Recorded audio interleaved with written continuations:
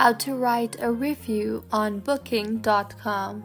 Hello everyone, I am Vishaka and welcome to our channel. Now let's get right into the tutorial. Firstly, go ahead and open your preferred browser and in the search bar, search for Booking.com.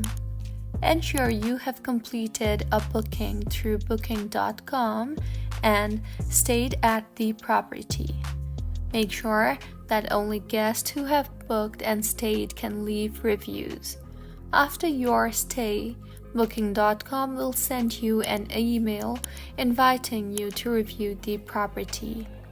Tap the link in the email to open the review form.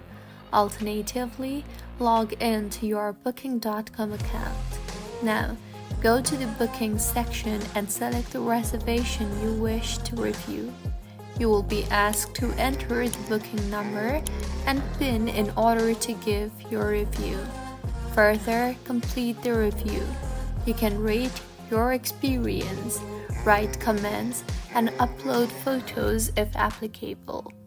Further, submit the review, and once you have completed all sections, your review will be posted.